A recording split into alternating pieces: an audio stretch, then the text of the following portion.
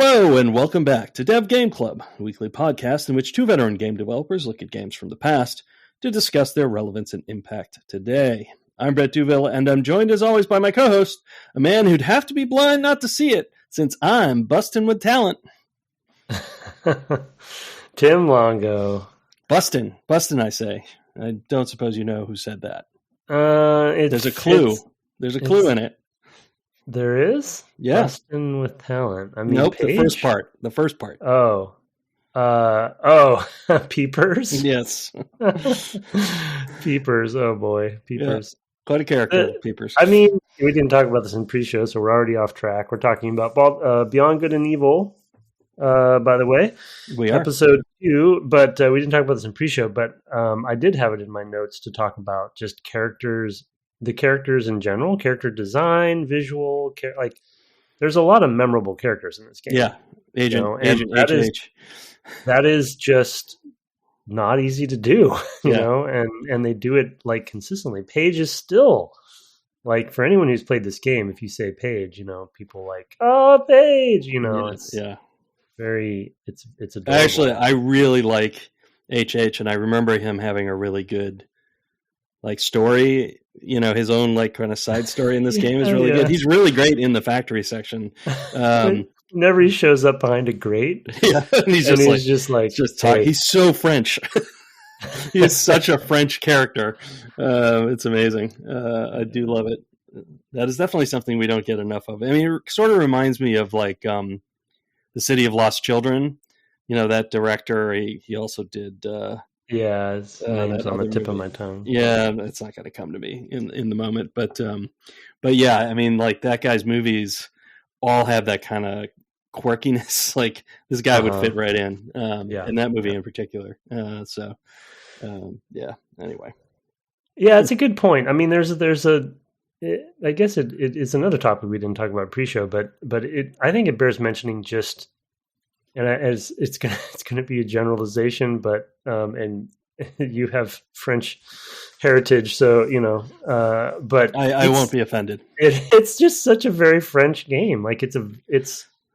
I would even say even the way that they handle music and culture. It's actually a fairly diverse cast in general. Like the characters that are walking around, the humanoids. I mean. There's a little bit of trickiness when you anthropomorphize animals in a consistent way. Like all the rhinos have a certain aesthetic, if you know what I'm saying. And then their music is very specific. Sharks, the sharks are also so that you have to be careful with that. That can become problematic. But as far as the humans go, for a game of this at this time, they have a pretty wide range of ethnicities, which is nice to see in a game of this era, But I think generally it does a better job than something like, say, Zootopia or something like that, where it's like, rabbits are timid and the sheep are followers and wolves are dangerous or foxes are dangerous or whatever. Like they had a very and they played it for like one really good comedy beat with the slot at the DMV, almost makes the whole thing worth it. But, generally this game avoids that, like for the most part. I do think with the physical shapes, in some cases, maybe not entirely great. And then of course the shark, one of the sharks is he's clearly on the wrong side of the law or whatever in the bar, the Cuba bar. And I assume you got into the room from the code he was hiding. The code who was hiding? The one on the first floor of the Cuba bar. There's a shark in conversation with, I think maybe a cat. I can't remember. It's a human woman. Okay, it's a human. That's right. Oh, he has. I talked to him, but he scared me, so I left. Okay. Oh, so that's how you get into that other room. That's how you get into room 2. Is he's covering the. He moves it quickly over to cover it with his hand. Ticket. Oh, yeah. That has the code on it. Yeah. Oh, cool. Okay. Well, I'll go back and do that. It's cool. A free pearl. It's just very. Yeah. I mean, I don't know. It's just. it's just got a lot of style and a lot of like personality, you know, and it does feel, I know it's like, what does it mean to say it feels French? But it does. Yeah. Somehow. No, it totally does. I mean, that director I mentioned earlier, whose name is escaping me, is, he's very French, I mean, it's all over his aesthetic, so. Yeah. I mean, Rayman French cinema when you see it too, right? Yeah, exactly. So. Yeah. There's kind of two ways that it goes. But I'm like thinking Godard, men in raincoats in the rain, and or any of that. Anyway, we don't need to go into. You don't start me on film history. I know. I won't stop. I did extended bits about Jerry Lewis last week. I mean, come on. Anyway, so we weren't really trying to get into the character so much, but I agree with you. The design is pretty good, and it stands out. We should probably talk about, since we're talking about character design, we can talk a little bit about creature design as well. I get, you had mentioned in pre-show the maybe cosmic horror nature of these, creatures that are the Domz. Of course, and they've got dead people working for them in those suits. So there's kind of a lot going on there with the enemies. And I would agree. I mean, I think that the Domz are kind of like not, which is also just what a weird name. Yeah, I was going to ask. MZ. I have no idea. Does it come from something, or does it mean something later where they reveal what it? Because I mean, many of the names are like so specifically off kilter. Yeah. It's like they either tried really hard or were just not getting it. you know? Yeah. Well, I mean, Page is like PEY''J. Like, what is that? Maybe it's a Star Wars thing. Maybe they're really trying to riff off of that whole naming aesthetic, right? Where it's like, because that was definitely George's whole thing, right? I mean, he appropriated lots of different cultures to get his names. People don't realize that, and often we're appropriating cities on maps to come up with some of those names from other countries. So us Americans may not realize it, right? But he, the whole apostrophe, whatever, right? Like that was a very a clever, tricky way to take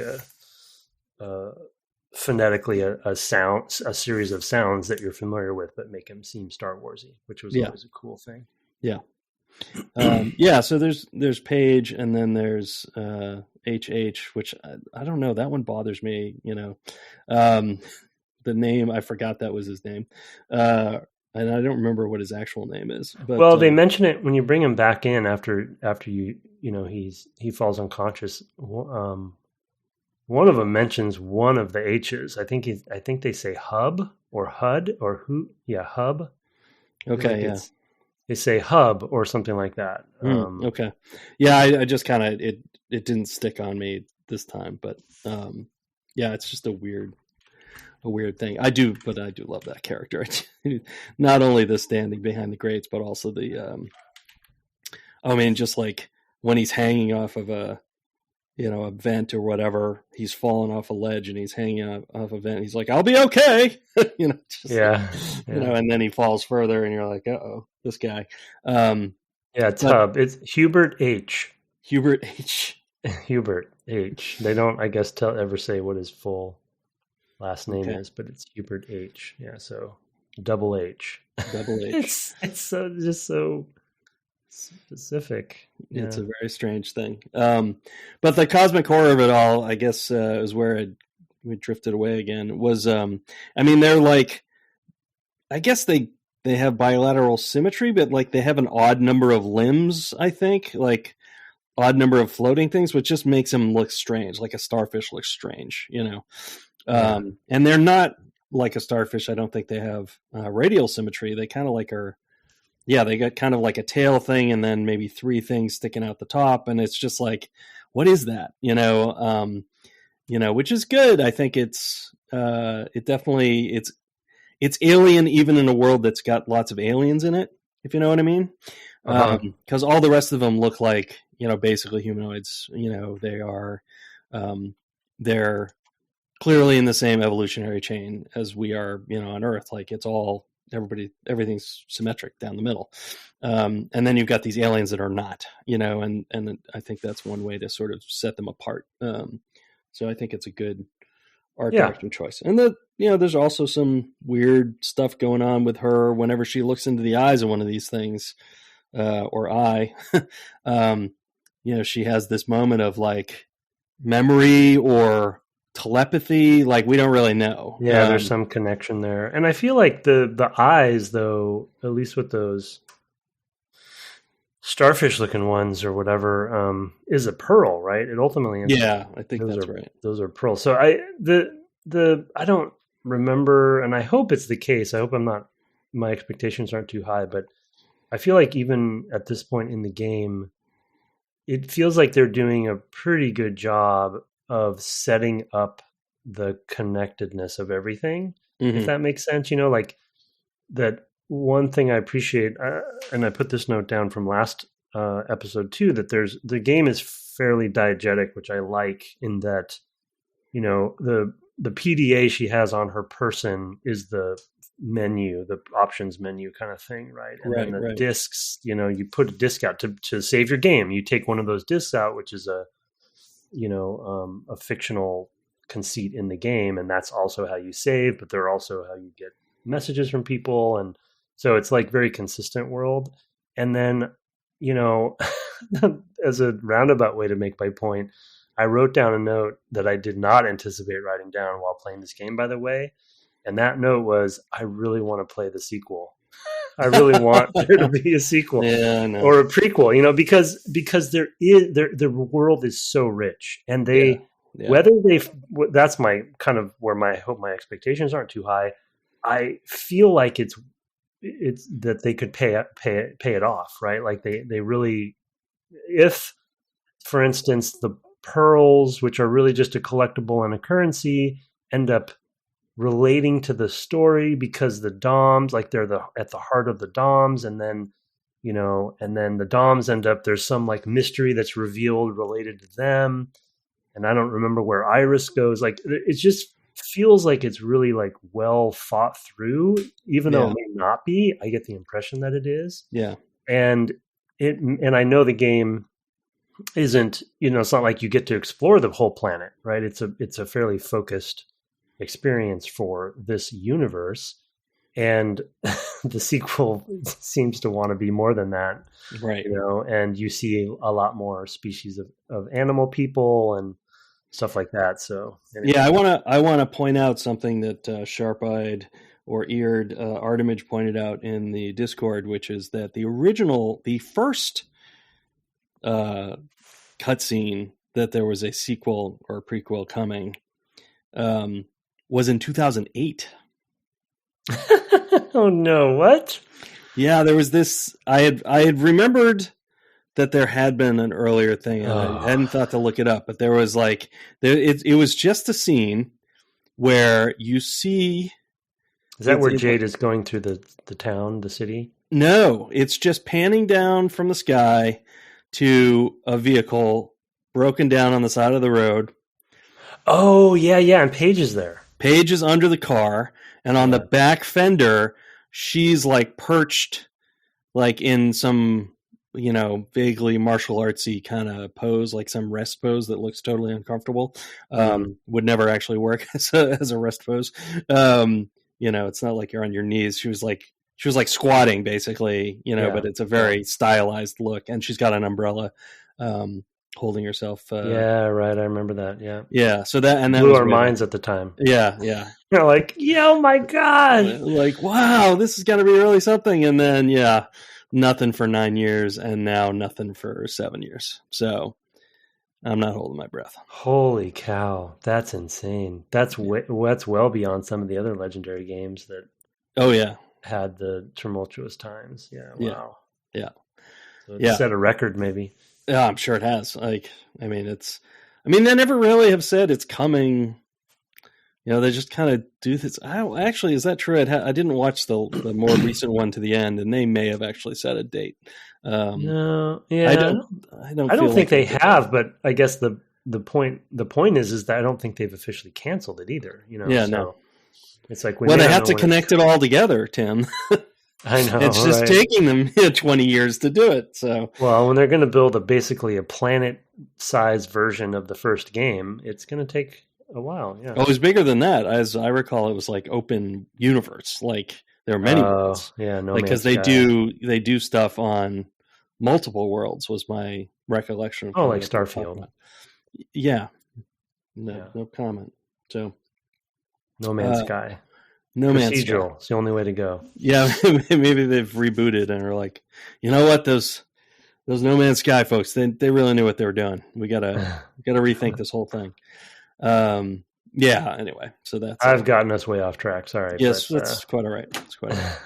But I love being in the world, and whether it pays off or not, there seems to be so many connections and little tidbits and breadcrumbs that I really appreciate it, even though we're only a few levels in. So yeah, no, I agree with that, and I remember when I played it originally that I just wanted to sit in this world all the time, not even really necessarily to do anything, because as we'll get back to it, I think a lot of the janky stuff we talked about last time, just as a general thing, we'll talk more specifically this time. That you're kind of like, I can remember around this time I would have also maybe played Spider-Man 2, which maybe came out a year or so later, and I would just like go and just like swing through the streets of New York just to chill, while we were crunching on Republic Commando. It'd be like, okay, well, I got home at 12:30 and like, I just need 10 minutes to like get my head out of that, and I just like swing through the city, and this is kind of similar. And although I don't feel like doing anything in particular, I do just like walking around and looking at the world, and the choices they've made. So, yeah. It's got a good sense of place, which is really difficult to do, especially in this era when you don't have a lot of fidelity at your disposal, right? Because they definitely leaned into stylization, back to the character designs. Yeah. Specifically, every character. And the environment, yeah. Yeah, and the environment, yeah. But I mean, even the pedestrians that are walking around all are different, It's really pretty impressive. There's a dude who walks out of the Akuta bar who I just was looking at because he just walks funny. Yeah, I think I know the one you mean. And you're just like, what is going on there? And it's like, that is nothing. I mean, there's no interaction with him. He's just background. You can't even talk to that guy. Yeah, he's just background, and it's just like, it's just a point of world building interest, that makes the world feel a little more alive. It has the feel of a Double Fine game in that way, where there's just a lot of quirk in the art. A lot of style. Yeah. And as you go through the chapters, they change some of the pedestrian district is changing over time. Like the Iris network is becoming more prominent. There's more protesters and stuff. So there's this sense of even though it's really just this one hub level so far, it gives you a sense that the city is really adapting to what's going on in the story, which is really pretty special too. But I mean, the thing is in spite of all of that, the game just does not play well. I was going to pull it back to that as like, and it's unfortunate that it's sometimes difficult to see that world because the camera can really fight you. There's I was trying to pay more attention to it this time because I knew we'd end up talking about it, where you don't know when you come into a room what kind of camera control you're going to get and when. Yeah. Something as simple as that. Like there's a point, like if the more you play it, you kind of get the sense of like, oh, I see the camera has settled into a mode where I can move it. Like you can sort of feel it. It literally feels like it just kind of settles for a sec. And you're like, okay, now I can move the camera. It's extremely subtle. And it might be just a feeling thing. Like it might be timing. Like there might be something that's causing me, like I haven't broken it down enough to analyze what's actually happening that's making me think, oh, now I can control the camera. But, it's often like it actually starts in a fixed location and tracks Jade until she moves this much. And then, and then then it starts to swing around behind her and now you can move it. And, it's very weird in that way. They're kind of breaking, it's of the time. So there weren't really as fully established rules yet. I mean, we talked about this with both Mario 64 and Tomb Raider. But they're kind of breaking every rule in the book. Yeah. As far as when you think that Sands of Time, which we talked about with Remy, who did all the cameras on it, is the same year from the same company. Yeah, that's a good point. Yeah. And it's not crossing over which I also get, so they're in France, they're in Canada, they're trying to figure this out, independently. But I felt like, oh man, if ever night and day. Yeah. If ever some knowledge needed to be shared, between a couple of studios, it was this sort of thing. Yeah, it's wild. Yeah, I mean, the book literally hadn't been written because I think Mark A. Hutchinson, who we talked about with respect to Metroid Prime, I think literally his book was published a year after this. Is my recollection. It was maybe a 2004 book, maybe even later, but my recollection was around that time. But anyway, it was just, I don't know, it was pretty stark, looking at Sands of Time. But then, of course, you think about the effort for Sands of Time, as we discussed in that interview, and it's like, well, obviously, you can't do that in every studio. Like, you've got to figure out some better systems, right? Because it was so hand crafted, or maybe they were doing a lot of hand crafting, they just weren't going as far. Is another way. Yeah, because I mean, this, we'll talk about it later, I think, but when you get into the level design of the Black Isle and the factory, like there's largely linear levels, right? It's there's some back and forth and a little bit of hub and spoke at times, but they knew what the character was going to need to be doing at all times. Roughly. That's true. So, yeah. So they could have. I think could have gone farther with the. It is a lot of work, though. I mean, I think they're just trying to make sure. I think one of the problems they're solving is like, you don't want to have to look around for the exit, and you can exit from every area. You can always go back, right? So, and revisit and go, any direction you want through the levels, basically. Yeah, that's true. It's a little so more... it might have been more like, oh, we have this problem where we don't want you to have to hunt for the exit when you're going backwards. So we'll just, like, when you get close to it, we'll put the camera in a place where it clearly shows the exit. And then we'll just do the reverse when you enter from that way, right? It's kind of what it feels like. And that just, it just doesn't work in practice, I think. Yeah. And it also feels like the sort of thing that if there is some signal that my brain is picking up on about the camera, that they would have also picked up on that. And, as developers, and it would have been so internalized to them that they wouldn't have known, they would have stopped noticing it was so bad. Yeah. So, well, playtesting. Yeah. I mean, they needed more usability testing and et cetera, as every game does. Yeah. But they clearly were looking past the issues. Yeah. Yeah. Yeah. And as just a quick side note, cause I don't think I haven't even told you offline, but so, the PC port is terrible. I don't even know. I don't think it's the HD version even. I'm not positive on that. I can't even tell. I can't change the aspect ratio so that I'm playing the game stretched. And there's this artifacting that happens with alpha. So anytime I go to menus or anything that's using like a full screen effect, I guess, it's got this. Yeah, it's so, and I don't even have the energy to figure out if I could fix it, but so if anyone's, just a PSA for people, don't play the PC port on a modern machine right now. They're doing a remake. I guess it's a remaster. Supposedly they accidentally leaked it. So wait for that one. They're just whetting our appetites for the prequel. The fact that they're doing a remaster, that's got to have something to do with it. You would think. Yeah, you would think. In fact, I don't know, though they were will... doing a Sands of Time remaster that I think got canned or shelved or something, right? I think it did get canceled. Yeah. I'm pretty sure, but which is fine because that game, I mean, it's fine. Yeah, it was fine as it was. It's still good.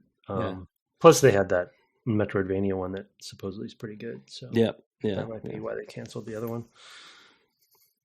Anyway, about the level design. Let's get back to that. It is, as you pointed out, we have 2 levels to talk about, so we should probably hit them one after the other, and then maybe we can come back to some of the other. I have some mechanics are going to come up, I think, that we can kind of divert to as we discuss them. But yeah, so Black Owl's the first one. Thanks, by the way, for pointing out the animal that I missed in there. I went back and got it. Oh, good. Okay. Yeah. Well, I have the detectors now, so I actually do too. go back in there and make sure, because I might have missed something else. But the fact that you can go back in is cool as well. Yeah, you go anywhere you've been again. Yeah, that's neat. I mean, it does feel Zelda-y in that way.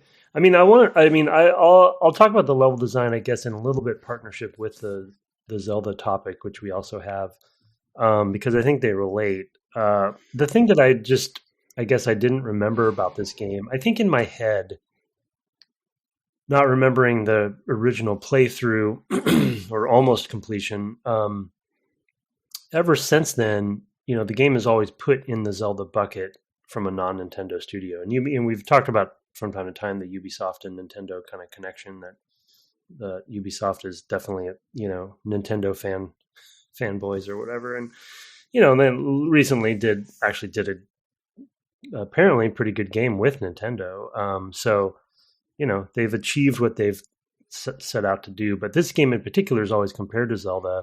And I think in my head, because of that, over the years, my memory of the level design in the dungeons is very Zelda, because I just kind of mash it all in my head. But now that we're playing them, I'm like, well, this isn't... I know why people would relate this to, okay, there's kind of an open hub worldy kind of section with the hoverboat, right? And the pedestrian, and there's sort of like pseudo, very good smoke and mirrors sense of that hub world because of the water and everything. And the walkable spaces are very focused, but it gives you a sense of a city.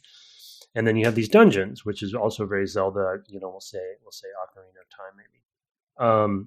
But the dungeons in Zelda, of course, we played those games, talked about them ad nauseum, and we don't need to talk about them in any more detail here. But one of the things, in my opinion, about the craft of dungeon creation for Zelda games is, I don't want to say component based, but it's very kind of modular and object oriented in what the player's options are going to be. Like, they definitely introduce new concepts with each dungeon in a Zelda game, the water dungeon or whatever, right? So they're always keeping you guessing, and you feel like there's variety, but there's sort of a language to it that you get. And they do that to some degree here with some of the traversal stuff in this game. And the buddy stuff in particular. And the buddy stuff is very unique and cool, and that definitely stands out. But the level design is it's very bespoke and custom in a lot of ways too. Right. And I kind of forgot about that. So it's like, it reminds me of Final Fantasy IX or something, right? Not being an RPG, but just I think we talked about this in the first episode a little bit, just like, okay, I want to do a rope swinging section here, so we're going to customize a rope swinging section just for this purpose. And that's a bit extreme for this game, because they do definitely repurpose mechanics and reuse things. And I have one specific example with combat and lock and key with combat that I want to mention. But anyway, level design wise in the Black Isle, I just had forgotten how linear the levels were, and how, like, you need to press the button here to do the thing here, right? And the camera is going to do this, and then you pull yourself up, and now I don't know. I guess I was wanting them to be kind of more. I don't think modular is the right word. I can't think of a better word, but more Zelda-like in that way. Yeah, I mean, I think sort of there's almost a clockwork to a Zelda level, in a way, and I think that this definitely doesn't have that. I think there are other super superficial similarities that I think would also lend the comparison. The map, for example, is extremely Zelda. You know, and I think if you were looking at it, you know, through certain lenses, you'd say, oh yeah, very, very Zelda, you know, but yeah, in a lot of other ways, this game really does not translate well. I mean, there aren't really a lot of new abilities, for example. I mean, right, exactly. Yeah, that's a good example. You know, it's very oh, I just lost it. It's like, so there's in a Zelda level, the three-dimensional aspect of, I'll use Ocarina of Time as an example, the best example. The three-dimensional aspect of a dungeon, there's a lot of crisscrossing and a lot of like seeing where you're going and vista points, and you know that are basically kind of, they do a great job at the flow of the level from a macro sense, right? Mm-hmm. And then you have the micro with the modular sort of ability-based and component-based, like action verbs and things, puzzles and things like that. Here you can see them trying, like in the factory, you can see them trying to sort of like connect this macro design of the world of the factory level, because you come in and you can see down below, mm-hmm. you know, and you're like, oh, I'm going to be down there at some point, right, or above. I think that stuff is way more important because of the sort of the importance of the camera as a mechanic, right? Not the camera, the player camera, but the camera Jade is using. Oh, sure, yeah, right. Sure, yeah. So it's really important for her to be able to see things and for you to feel spy-like to you know, like, I mean, she's in there as a photojournalist, right? So she's like, you have to have like that she can see things that she shouldn't be able to see. And I think that the level design does achieve that in a way I think that's kind of what they're going for there. Yeah, no, agreed. And I think that's cool. I think it's good to have, I guess my point is it's good to have that stuff, but in the way that the rest of the level design, puzzles, linearity, and mechanics work, those are only for the camera, really. Right. Because you can't jump off those ledges. There's invisible walls, or there's no, so it's like, yeah, I'll get down there eventually, but largely I'll get down there through a linear set of steps. I'll get down there when the story lets me. Exactly. Yeah. And I think Zelda's much more emergent in that way, or it gives you the sense of that, right? Yeah, they just don't ever break their rules. Like if you can fall off a ledge, you can fall off any ledge. Exactly. Yep. And this is very bespoke. Like I'm going to climb up on this pipe to climb up on this railing, et cetera, et cetera. So, you know, I've definitely felt that in certain sections where I'm like, oh, why can't I push this box? Exactly. Why can't I, you know, oh, I see. There's another box on top of it. I guess that's supposed to be the visual language to tell me I can't. Okay, then because they're kind of off kilter, why can't I jump up and hold on to the edge of this box that's sticking out? Yeah, there's no systems happening. Yeah. I think you hit the nail on the head. They're breaking their own rules too much, or they don't, you know, they're not consistent with it. Now, to that end, the reason that I bring up the Zelda topic, and because I think it's totally fair, I'm sure it's a big inspiration for the game, and I think it's why it's so beloved still today, because it is like the old school French Zelda game or something, right? I get that. However, the dungeons end up for me feeling more like an adventure game, right? Where I'm just kind of like playing through an adventure game, and it's like, yeah, there's some systemic stuff like combat or something, but it's really just very canned for the most part, and I'm going to do this combat right here. It's very Resident Evil. Yeah, exactly. Without the theming, you know. Yeah, for sure. I definitely think that's a tall order, though, to be fair. I know. They got to swing. But I think you're right. I mean, people did compare this to Zelda. I think there was some, like, also tongue-in-cheek, like, well, she's in a green suit, you know. Aspect to it, too. But, you know, for sure, they don't... Their pillars are definitely more narrative. And because their pillars are more narrative, they'll like, if the narrative justifies this thing I want to do, then we'll just do that thing, you know, and exactly. Yeah. You know, that's very Final Fantasy IX to me.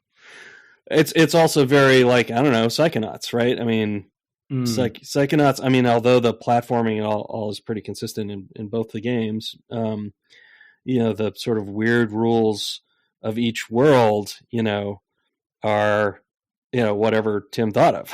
in that case, Tim Schafer thought of. Yeah, I haven't played Psychonauts, so I don't. Oh wow, yeah, we'll have to address that at some point. Yeah, probably would be a good one to play. I love Psychonauts. I'm due to replay it. I've been thinking about playing Grimm as well. So, oh wow, okay. Well, they did the remaster for Grimm. Oh yeah, maybe 5-6 years ago, 8 years ago. I don't know, whatever it was, and it looks great, and you can play it anytime, and maybe I should. So it's a game I've played several times. Imagine if they did a sequel to Grimm. Oh, man, they can't though. I mean, that's one nice thing. I mean, man, he made it to the end of his journey, and we just left it. It's just so nice. It's so nice when people do that. Yeah, maybe they shouldn't. Yeah, I mean, as much as I love that world, I mean, it's worth playing it again. It's not very long, so it's it's certainly longer than Full Throttle, but it's not crazy long. Like any adventure game, it's actually, in a lot of ways, they're often more pleasant to play the second time because you don't have the frustration because you know the answers. So yeah, right, and so you're just you're just playing through for the story and just kind of the fun of all the dialogue options that are hard to remember, all of them or whatever, and there's great writing in those games.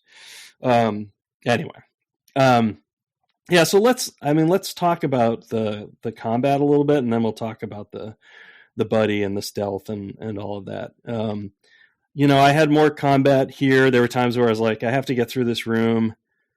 I'll just kill these guys. I can see you can probably stealth past them. It's like I would just go. Oh, were you taking out all the guards? Not all of them, but there were definitely rooms where I was like, I see there's a way through here where I don't have to take out the guards. However, it means me waiting. Yeah, and I'm less of a stealth guy, I think, than I used to be. We know my proclivity, right, or whatever. Yeah. I well know. I have not taken down one guard. Oh wow. Okay. Yeah. No thanks. Yeah. I mean, there was that room. There's that room where there's the in the factory where there's a box going, and you're basically able to go and hang off the box. Oh, that was a great moment. Yeah. And pull it, and it'll pull you over and put you on the other side. Yeah, I killed 2 of those guards just to not have to deal with it. Oh, you don't even have to hang on the box, you mean? No, you still have to hang on the box because there's blue barriers, and there's a third. Didn't want to. And then there's a third guard that's a lot harder to. Yeah, I didn't have to deal with negotiating the pattern, the sight pattern. So I would just go in there and I'd bash them around, and it's probably going to come back to bite me because I'm using resources as a result, right? Oh yeah, that's a good point because the enemies don't drop resources, so right. It's an interesting. It's a conundrum. Yeah, it's an interesting finite balance problem, like a. Well, no, Resident Evil actually does some of that, don't they? They do some auto. We talked about that. I guess it depends on Resident Evil. It depends which one. Resident Evil 4 does some balancing, but I'm not sure about the first one. Yeah. So that could come back and bite you, especially if you don't go find all the dispensers and stuff. Right. And one thing I had forgotten until Paige mentioned it to me, and then of course he got captured, is that the companions' health can only be grown with the PA ones like yours. Oh, really? So you can purchase them and give them to your buddy. Oh no! I know. So we've got two heart buddies right now. That's going to be the new tagline for the podcast. 2 heart buddies. Yeah, because then there's also friendly fire. Yep. Which is so weird. Yeah, that's wild. It is wild. You can imagine that design meeting where they're like, "No, we're gonna stick to it." Yeah. Well, it also, it makes the combat trickier. I would say some would say richer. But some would just say fiddlier. Because you can't control them, so they're very difficult to control. Yeah, you can't control them at all. But it's also just, they might right in front of you when you're about to do a power, whatever big attack. Oh, I've knocked enemies into Paige and taken them out. And oh, really? He's lost the mission before. Yeah, because he's over in the corner doing whatever he's doing. I haven't run into that, but I can imagine. That's what I was going to mention is a little bit of a Zelda moment of the, which is a good example of how they're learning some of those lessons. Of in the first level, in the Black Isle level, there's those like plant pod things that they teach you how he does the ground pound to knock them up. Yeah. And then you hit them with your stick into the force field thing or the electrical field to open those electrical doors. And then in the second level, there's the robots that I think are unkillable, maybe. Right. They're blood locks. Yeah. And then you have to knock them in. But of course, it's a little bit harder because the skill test is a little bit different. Yeah. So it depends on the room, because there are rooms. Well, it depends on. Because there's a room where there are two of those you have to dislodge, but I think 3 robots drop. So one of them you can just kill outright, because you have more than you need. Yeah, I don't remember that. I remember 2, but yeah, there could have been a third one. I could be wrong. But then there's that other room. There's a whole bunch of them. And I think you have to hit one of them into something in that room. I could be wrong about that too, though. Oh, it might be for a bonus. Yeah, it's for like a closet or something. So it's like, it's skippable. You don't need it. It's like something you can only get that way. There might be a machine in there like to buy a PA1, or maybe there might be just a PA1 in there or something like that. Those are the health upgrades for those who are following, who are like, what the heck's a PA1? They give you an extra heart. It's interesting. I mean, sometimes defeating the boss is like, it's sort of very Zelda-y, but other times, not, like, oh, here, Pearl, or not, you get pearls so many different ways. It is interesting, the things that they've taken from Zelda and the things they've decided not to take from Zelda. I mean, the hearts are obviously very similar too, and you are growing those hearts, but it's kind of more like, oh, go find this collectible to grow the hearts. I think you nailed it as well, is that Zelda is not a narrative driven franchise. Right. Yeah. It is the narrative is the thinnest in the world. Yeah, it has fiction at best, right? But this is very much like you said. I mean, this I really dislike the word auteur, but we don't know, and I'm not trying to point fingers at Michel, but it feels like they were crafting this game moment by moment. They're like, okay, we're going to do this now, and then we're going to do this now, and. I mean, it goes back to what you talked about last week. It was like how people were figuring out how to mix the genres. And this is very what if we had an adventure game, but we added action to it? Yeah. Right. Right. And I think that's and collectibles, right? Yeah, but then the collectibles or whatever, we put them in whatever context we want, right? Like you go to that one store and there's Mama Zoo's or whatever it is. Yeah. And then there's that's another example of the, a little bit problematic, but it's like you don't know where a pearl could be or how you're going to get it, right? It could be a key, it could be a code, it could be a boss, So, I mean, to their credit, one cool thing about that is, I mean, as opposed to Zelda, where they're either hidden, throughout the world as a collectible, like heart pieces, or at the end of a boss fight, right? So it's like it's very consistent in a way, and predictable in a good way. It's just with the pearls and them being their kind of economy for some sort of story progression unlocks, it does give you the opportunity as well as a designer to be like, to just add in something different. So I know there are races. I don't remember them at all. So they can't have been so amazing. I'm sure it's just like, like any race, just be fast, learn the course, do it 12 times until you do maybe shoot some enemies. I don't really remember it. Like I said, I remember it literally not at all, but that's a way to get pearls. It's like, oh, you can just jam that in there. There's some exploration for pearls, there's that story, you just buy a pearl, and like, there's one you just buy it. There's that air hockey game. Oh right, yeah. I went and stood next to it and I couldn't figure out how to start it. Oh my gosh, yeah. You got to talk to it. Oh, you have to talk to him. Oh, okay. Because you saw the pearl in his hat, right? Like he saw the pearl in his head. Yeah. And he's like, "That's my lucky pearl, and if you win, I'll give it to you." But nobody's ever won. That shark is hilarious. He's really well written, and he's just like the total arcade nerd, right? Who like dominates the. It's so Shufflepuck. Do you remember Shufflepuck? Or not Metal Gear, but Mortal Kombat machine. What's that? Do you remember Shufflepuck on the Mac? No, I mean I wasn't a Mac guy. You were a Mac guy. So I mean Shufflepuck was the Mac like air hockey game. And it just reminds, and you had different characters on the other side. It was like it was kind of similar in the sense it was like in some alien, I think it was like an alien bar or something like that. So you played against all these different aliens, and they all had different styles of play. And some of them were very both fast. They basically just got harder.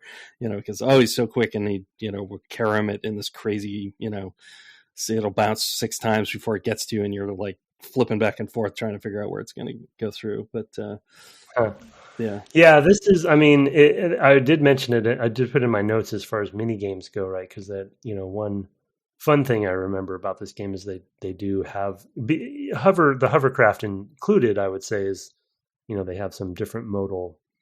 They have fun with that stuff. They have the shell game, right? Like there's a lot of little custom things with peepers, But this is like a simple, like there's a little like narrow section in the middle of the air hockey table, and basically you have to get all of the pucks have to be on his side, and he's trying to get all of his pucks on your side, and you're constantly shooting them back at each other. It's very difficult. I remember it being hard. Yeah. So, but it's and it's all physics based, right? So you're and ricochet based, so you really can get some bad luck in the way that things are sliding around. Yeah. But I mean that's a pearl, right? So that's one way to get a pearl, and then there's, like you said, there's that room where you get a code off of the table or whatever, and I mean. It keeps variety, and that's again why I thought of Anachronox as well, because that's basically an adventure game that is very narrative driven, and very weird. Yeah. God, that's a weird game. And then Shenmue. I'm still waiting for that sequel. So yeah. It's wishing we had sequels night here at the old game home. Yeah, that sounds like this podcast. Playing old games that, didn't get a... It's two heart buddies. It's two heart buddies, Tim. That's what it is now. Speaking of buddies, we've got these buddies in the game, and they are one of the keys that aren't keys, that we've heard before. That does make it a little Nintendo-y, right? They are basically abilities, or they have abilities that, Paige has got his jump boots, which are great because they make kind of a big deal of it, introducing it, like, oh, he can do this. And like, they're very clearly saying, hey, here's a mechanic for you. And you solve something immediately with it. But also like, they're how that he's been captured. Like, oh, I found his boots, So they turn it into a narrative thing. So, again, I think it really reinforces like, we have to find a way to pay off on, why he's got these boots. And, similarly, Hube, he wears that goofy helmet, but that's what lets him run straight through gates or whatever, it's just, they're finding ways to use those. You have to direct them. Although sometimes I guess Paige will just say, oh, hey, I got to fix this elevator and you need a fuse or whatever.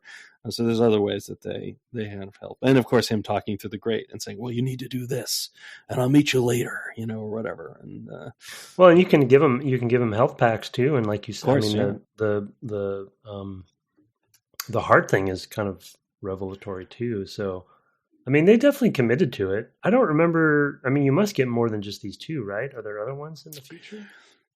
I don't think so. I think it's just these two. Huh. Okay. Because I think what's going to happen, I mean, there's not a lot of dungeons. Yeah, that's true. Because then we're going, it's a little brutal that we're going to a slaughterhouse, and that's where Paige is. But yeah. I mean, she's always making jokes about bacon. So kind of asking for it. Yeah, it's like if pigs could talk, kind of thing. But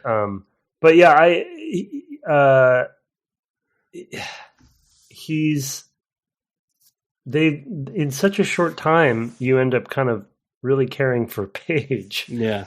It's really hasn't been that long, and to the slaughterhouse point, as a quick side note, the whole rebellion, revolutionary, whatever, revolution feel and Iris and all that, like they're as opposed to Zelda, which doesn't deal with any of this stuff, just basically myth, right? Zelda's a myth, or a legend of Zelda. They're not shying. It's a good thing we didn't call it the Myth of Zelda. It still would have worked. We just would have memorized it by now. We got used to the Wii, and that was a ridiculous name. But they're not shying away from kind of politics in the game too, and right. Like the state of, they're making statements, even though it's light and it's playful and cartoony and all of that. Like, people have opinions, and say when you play that disc from Paige that he gives you before he gets captured, Jade. And about like the past and taking care of her, and like there's something, like the trying time, like this is well beyond Star Wars. This is like some personal stuff, which I think gives it a very unique feel that you wouldn't get in a Zelda game. Yeah, it's what brought to mind Grim Fandango for me, is because of the rebellion. Yeah, but there's definitely, there is. I mean, it's basically talking about this is what Orwellian control means. Yeah, like that they construct a narrative around the things that they are doing to you. That makes that's true. I guess turns you against very 1984 external enemy, right? We've always been at war with East Asia or whatever it is. It's very similar in that vein. It's very, and of course this is coming from, as we said, a European developer, which is, historically who had to face that last century, right? So, I think there's some sort of deep threads there. Wow, we definitely went into stuff I didn't expect it to. Well, it's like, ironically, we just played Last Express too, right? I know, right? It was like it had on the eve of war. Yeah. Very, but very inspired, like even though based on, historical events and moments, there were still statements being made. Yeah, absolutely. By the developer. Yeah. Yep. And here too. So we've accidentally happened into sort of like a French series. Of games. We certainly have. Wow. I don't know. We can look totally for more. Accidental. I mean, we could do like Omicron next. Oh yeah, we could, huh? Yeah. Yep. Go from page to cage. Oh wow. Yep. Wow. Sorry. Okay. And thank you for the show. Let's sneak away from that one and talk about the stealth mechanics. We kind of glanced over that earlier. Yeah. So you haven't killed anybody. I'm curious, first of all, why? Well, so it's a good question. I know that's your bent, but it's my bent because I'm very patient in games and broken, and I like that feel, right? I feel smarter than them versus just pounding them with my stick. I feel like, when I play Hitman, I try to play Silent Assassin as much as I can, meaning nobody knew I was there, Right. And I love the fact that Jade has gotten through the factory, and they definitely saw me a couple times and I ran away or whatever. But I think the real reason was when they set it all up, they did a good job at setting it up. And I actually thought it was going to be much harder to fight them. I thought it was much more binary. Like if you get seen, you're probably going to die. So I was like, no, I'm just going to not. I don't want to keep reloading. Yeah, they've done really good little cutouts. I mean, I've definitely done it sometimes where I'll just I'll literally just run right by the guy so that he'll chase me to the grate so I can go around the other way and then hit him in the back. But you could just reset the stealth from there. That's another thing you could do. Yeah. It's largely very forgiving, to be honest. Yeah, they let you fail forward if you want. And reset easily. I mean, they very quickly go back points. To Oh, I mean, that's another sort of Zeldaism. The room, you go out of the room, come back in the room, and it's reset. That's a thing that's not super consistent in Zelda, to be honest. Kind of depends on the room. Because, some things about you've solved a puzzle in here and now that puzzle's solved forever. Yeah. You kind of know it when you've seen it, sort of. There's still a language there, but it's like, it is the one sort of thing that is like, well, you can reset the room, but not all rooms. That's kind of one where they do allow themselves to break things a little bit. But it's not a Zelda podcast. Yeah, I mean, I found, I just find this stealth a little tedious. Although I did lean into it a lot more the first time I played it. Like, there were definitely rooms where I'm like, oh yeah, I see how you could get past this. Yeah, I'm just going to go bash that guy. Well, it's pretty clunky, but the one thing I will say about it that I think it's not on the cover, but there's a real iconic artwork, like key art piece that they have for the game. Maybe it's just a screenshot that I remember, but her like with her back against the wall, like on a corner, looking around the corner. I've just had that vague memory in my head. I think that might be cover art for one of the releases. One of the releases, it might be, yeah. Yeah, it might be the GameCube one. I'd have to like they do a good job cinematically. So that's the camera definitely fights you sometimes, like in like really bad ways, because I really need to see because I'm trying to sneak. But a lot of times it's very tense, and cinematic the way that they have it set up. Like those times when you because she auto connects to the wall when you put your back to it, and then you can kind of just like snake, get to the corner and kind of you can't lean around, but the camera can lean around, and it feels like you're a spy sneaking through a factory.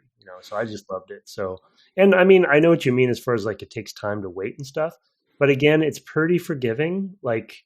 And the patterns are pretty simple. So most of the time I was getting through the rooms pretty easily. Yeah.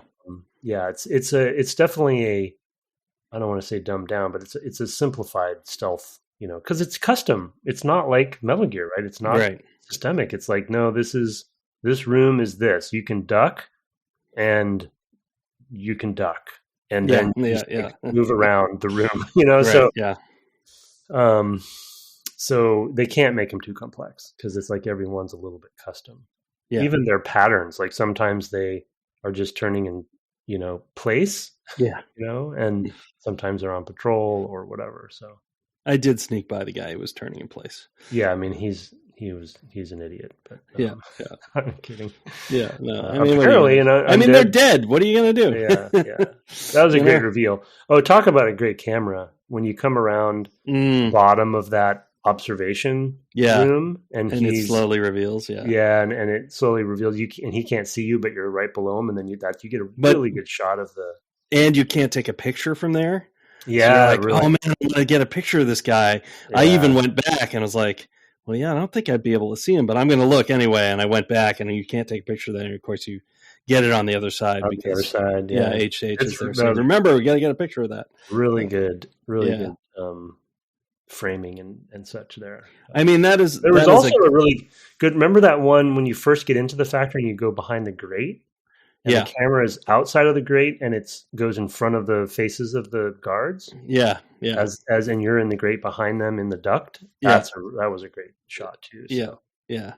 No, those are really good moments and really good they really reinforce the character and make her feel really smart, important, skillful, stealthy, of course, but like, no, she's a really good photojournalist, like, which is also just like, again, not a common, so you've got a couple of uncommon things about this hero, especially in 2003, it's female character, as the lead, but also doing this kind of uncommon thing. I mean, she can kick butt, but she doesn't really want to. It's more about, being safe and taking the pictures she needs to get out of there and, or bring home enough money to keep the electric shield on, kind of thing. I don't know. It's pretty great.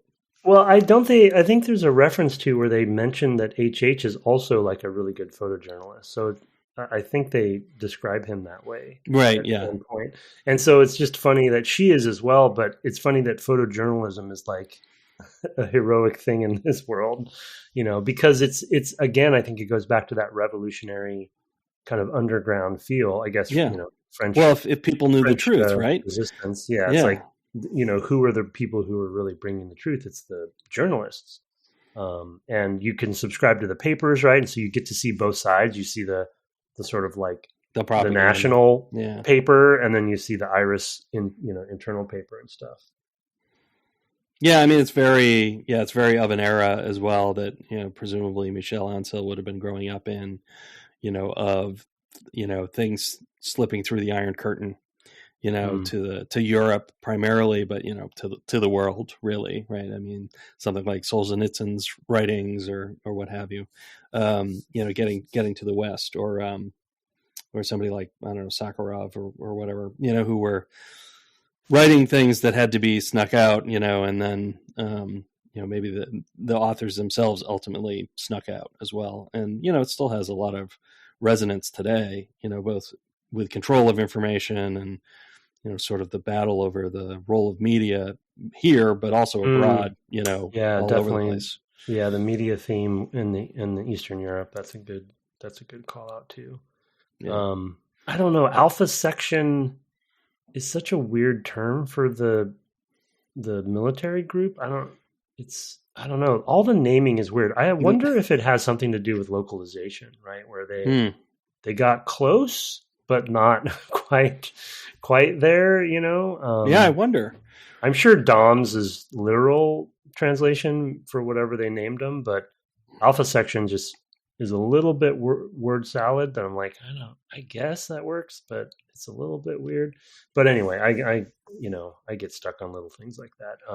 But one of the last things I wanted to say though is I also did, some of the lock and key stuff. Like you get these key cards in the I think you get one per dungeon so far, like a triangle one and a square one, and then there's doors. Those were both in the factory. Were they both? Okay, yeah. So now you have both of those. There's doors with those shapes on them in the pedestrian district. So I did one of those.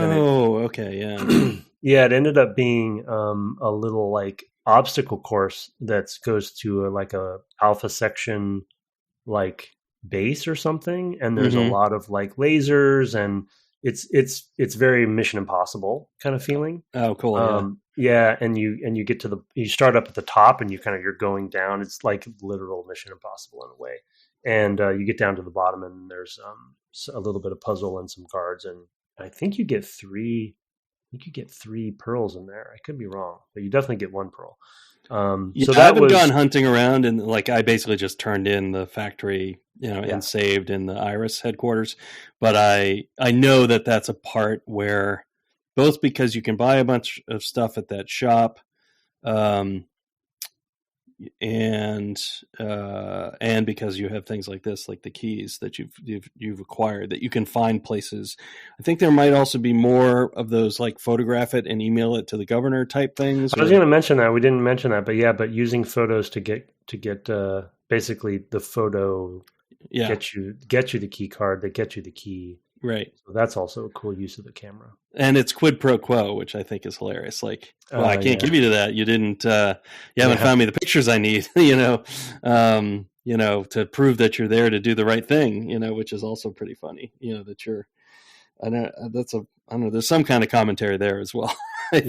Darn government. Yeah. The governor in particular. Yeah. Is like, well, I'm on your side, but I need to, you've got to have some skin in the game, like, okay. Yeah, that's true. It's just, I mean, that's one refreshing thing to counter. I guess we said it multiple times now, but to counter the Zelda comparison, or to make it its own type of action adventure game, in that there is, a strong narrative for what it is. And there are very few games of that era, and even today, that have commentary that are willing to do that. So ironically, though they love to deny it, Ubisoft is one of the few companies that still does stuff that gets them in trouble, and then they deny it. And they're like, this game's not political, but it's like, okay, this is Cuba. What are you doing? Yeah, exactly. So it's like, well, so I just wish they would embrace it, to be honest, and just like own it. But I mean, I get shareholders. Well, they have shareholders. They don't want to get into geopolitics, and they don't know anything about, like, they don't want to call whatever. They don't want to call it Myanmar and Far Cry 3. I guess that was a 4. 4, I guess. They don't want to. That's dangerous waters. I totally the irony. get that. I think the irony, though, is that in 5, now we're way off base, but in 5, I think they were okay calling it Montana. Right. Well, because it's like, well, it's the U.S. Everyone knows that. Everybody knows we're a bunch of gun-toting crazies. Driving around in pickup trucks, which I support. I'm like, yeah, own it. Yeah, it's very true. Yeah, no, well, yeah, but also, like, I know. There's nobody in the U.S. who's gonna not buy the game because of that political statement. No, I know. It's very calculated and very smart. And I guess to bring it back to Beyond Good and Evil, I just think another checkbox for wanting the prequel sequel is that when you take it out of our world, and you put it into a fictional world, you can still have commentaries more safely as long as you do it, justice. And there's just an added, even the very little that we've seen of that game, it still carried some of that attitude and that style and that, like, what am I looking at? What is that monkey guy doing? Like, it's just really, it draws you in like this game does. Yeah. So I don't know. That's a bummer. I get it. Yeah, I get one. And like I said last week, I would love more games, that are like this. I also wonder if the lead time on games now is so long that it might feel hard to make commentary, and so you have to it's hard to make specific commentary. I think the good thing about the one we're playing now, though, is that there's some universe. Exactly, right? You have to. That's the trick. That's the trick. You have to find something that's pretty universally, or has lots of examples already, in history. Yeah. And so it's likely to come again because, history doesn't repeat, but it rhymes, as historians like to say. It's going to come, this is going to happen again. So it's a timeless theme, but then you do have to be specific in its implementation in the story. Otherwise it feels preachy. Right. And, and so I think that they really, you can still mess it up. Yeah. It's definitely not easy. I only touched a tiny bit, but I don't envy them in the difficulty of it, but I still would love the attempt. But if he's gone, I don't know. Who knows where that project is? Yeah, who knows? I'd love to see it someday, but who knows? Well, with that, we will turn to next week. We had no reviews or email or anything this week to read, so go ahead and send that stuff in. This is a quirky little game. If you have theories about the origins of Domz or K-Bups or whatever, really. There's a wiki, by the way. So oh boy, with trivia and everything. So I don't know. Maybe I'll fall down that hole. Okay, you do that. I will not. In the meantime, I will look for the email at devgameclub at gmail.com. We also have a website at devgameclub.com. You can find us still, I guess, technically on Twitter, but we're also on Threads and Instagram at devgameclub.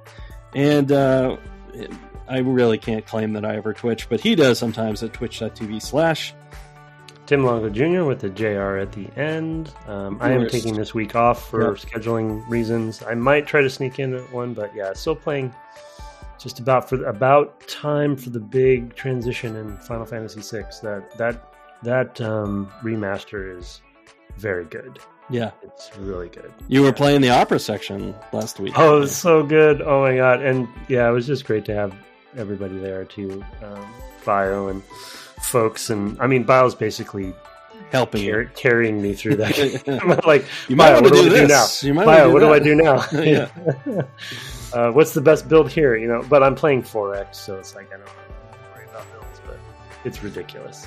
But it is, if there's stuff you want to see, it's. I'm gonna take those dragons down. Yeah. Oh, good for you. Yeah. I encourage it. I did when we played it. Legitimately, you did. Yeah, I know. Yeah. I will never do that, but. We also have a fan-run Discord. You can find some of those fine folks there. and they discuss all sorts of topics, so check that out too. Our intro and outro music was written and performed by Kirk Hamilton, commissioned by friend of the cast Aaron Evers, and our logo, that Discord, our merch store, all by Mark Garcia, with help from friends. Have fun going beyond this ignorant present and feeling the future in an instant this week. And good night. Good night.